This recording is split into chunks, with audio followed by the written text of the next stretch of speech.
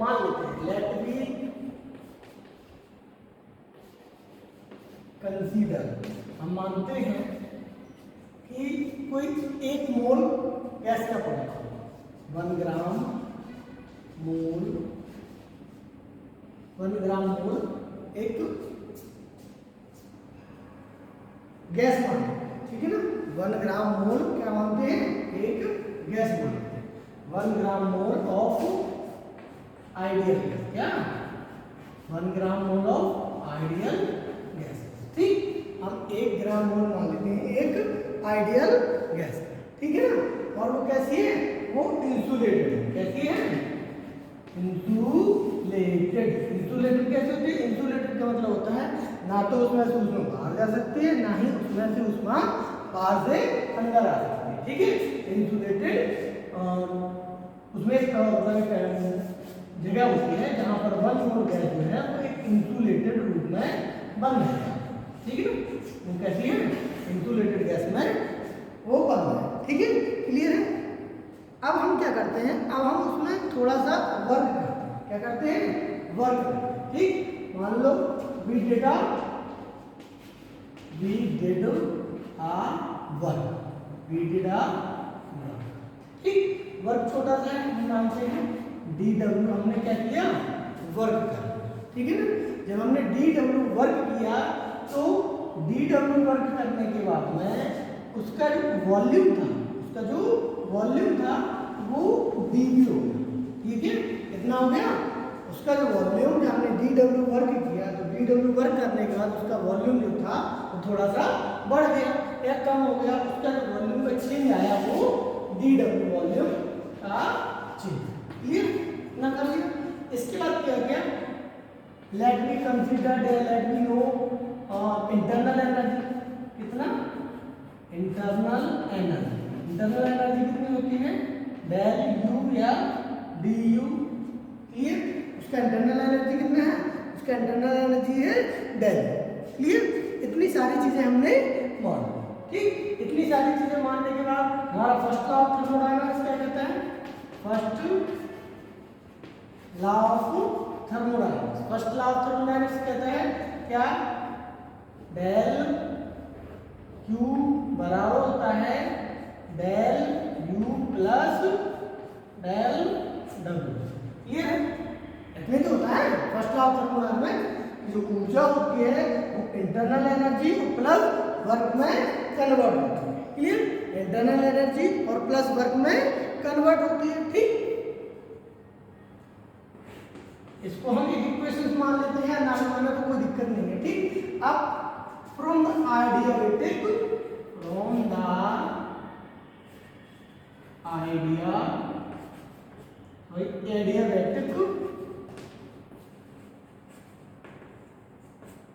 Procedure या process, ठीक। आइडियाबैटिक process में हमने क्या पढ़ा, आइडियाबैटिक प्रोसेस में पढ़ा है ऐसी प्रोसेस जिसमें ना तो ऊष्मा बाहर जाती है और ना ही ऊष्मा अंदर जाती है, ना तो हीट बाहर जा रही है ना ही हीट उसमें अंदर जा रही है। तो ऐसी प्रोसेस में क्या होता है, ऐसी प्रोसेस में Q बराबर कितना होता है, 0। जब Q बराबर 0 हो जाएगा तो इसको हम इसमें मान रख देते हैं, तो हमारा क्या आ जाएगा, del U plus del V is equal to del Q कितना है, डेल Q बराबर 0 है, क्लियर। इसको हम मान लेते हैं एक और, मान लिया।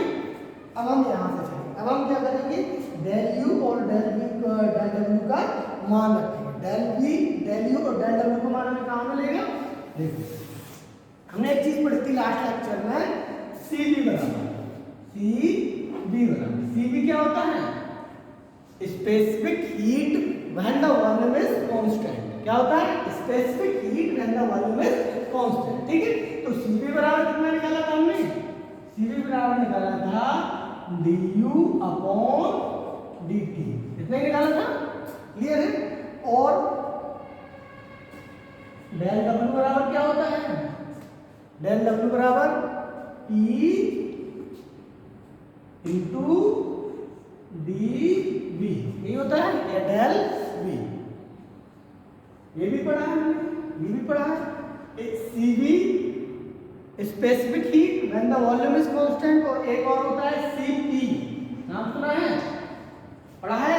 Cp बराबर कितना होगा, जब दिखाई नहीं दे रहा होगा, है ना। हाँ, Cp बराबर क्या होता था, Cp बराबर बताया था dQ/dt, ये बताया था ना, क्लियर है। हाँ, अभी हमारा इसका मान है, इसका मान, ठीक। इन दोनों का मान हम कहाँ रखते हैं, फ्रॉम द इक्वेशंस 2, कहाँ से, 2 नंबर में, फ्रॉम इक्वेशंस 2। जब हम 2 नंबर में इसका मान रखते हैं तो du का मान कितना हो जाएगा, Cv इंटू dt, क्लियर है, आ जाएगा Cv into dt plus dw, और डेल w का मान कितना आएगा,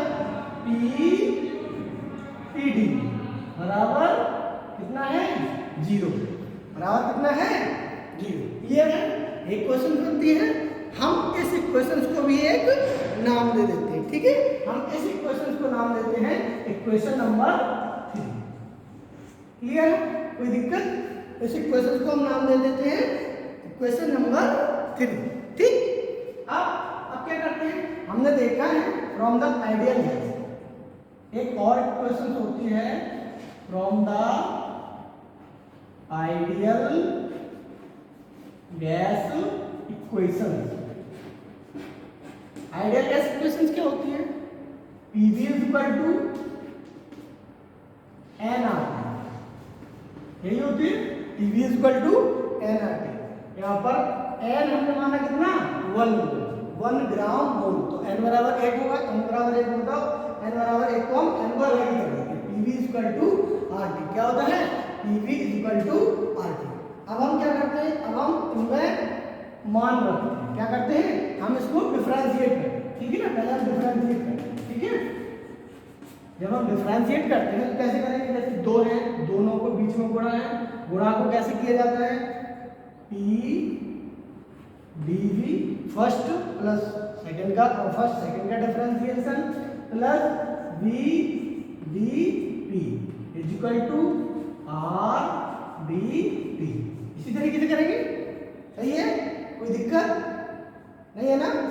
हाँ, डिफरेंट, ठीक है, ये आ गया आपके पास, आ गया, एक इक्वेशन सी आ गई, एक इक्वेशन सी आ गई, ठीक। P dV plus V dP = R तो कांस्टेंट है, R तो बाहर है, कांस्टेंट के बाद हम डिफरेंशिएशन क्या करेंगे, हम T का मतलब टेम्परेचर का डिफरेंशिएशन करेंगे, कोई दिक्कत नहीं है ना। अब हम यहाँ से क्या करते हैं, अब हम यहाँ से dt का मान निकालते हैं, क्या करते हैं, क्योंकि हमें dt के मान की जरूरत कहाँ पड़ेगी, यहाँ पड़ेगी ना, तो हम यहाँ पर dt का मान निकालते हैं, ठीक।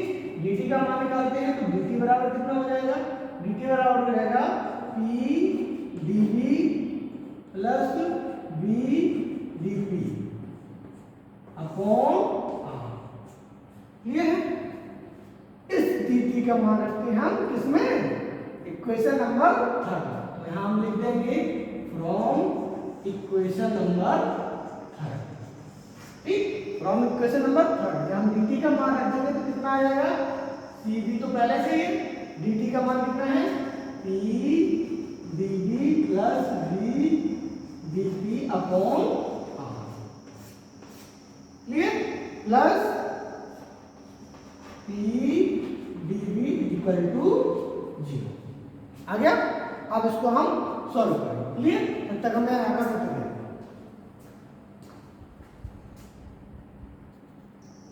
क्लियर है, तो यहाँ तक आ गया। अब हम इसको सॉल्व कर देते हैं, हम क्या करते हैं, Cv का अंदर गुणा कर देते हैं, तो इसे चल रहा है ना, तो हम करेंगे Cv P dV plus Cv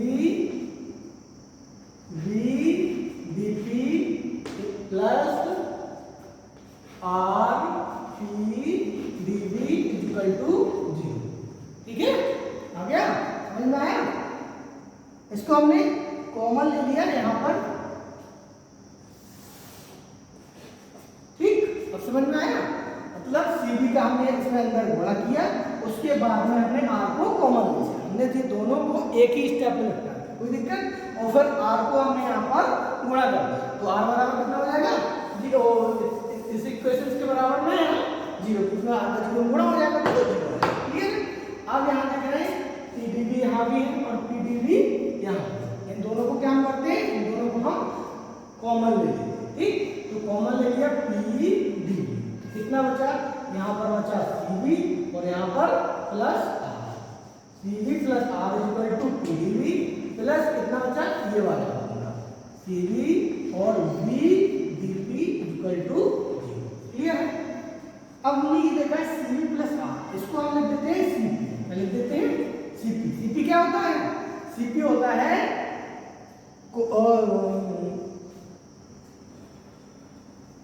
specific heat when the pressure is constant. CP क्या होता है, specific heat when the pressure is constant. आया कहां से, आप लोगों ने पढ़ा होगा मेयर फॉर्मूला, क्या पढ़ा था, मेयर फॉर्मूला। मेयर फॉर्मूला क्या था, CP minus CB equal to R, यही था।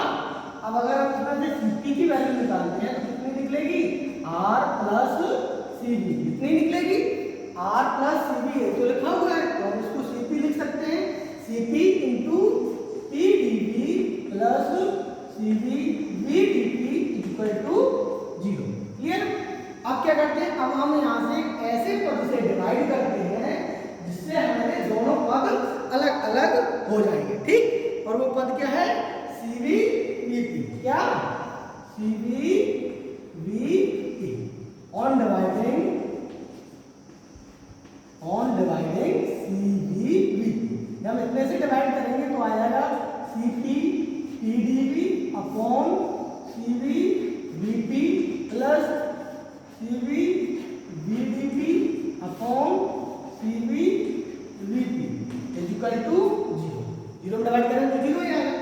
अब देखते हैं ये C P upon C B है तो C P upon C B. Clear. यहाँ पी से पी कैंसिल हो जाएगा, कितना बचेगा, डी बी अपॉन बी।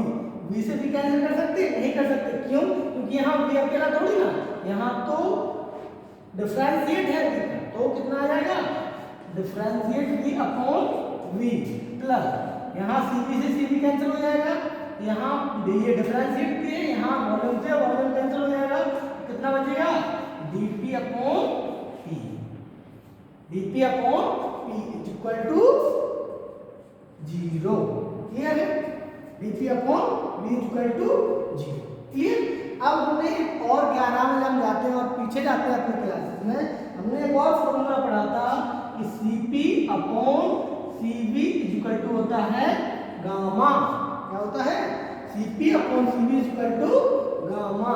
जब हम ये रखते हैं तो हम ये यहाँ पर रख देंगे तो आ जाएगा gamma dv upon v plus dp upon p equal to zero. Clear है, एक ये इक्वेशन और आ जाता है। ठीक है, अब इसके आगे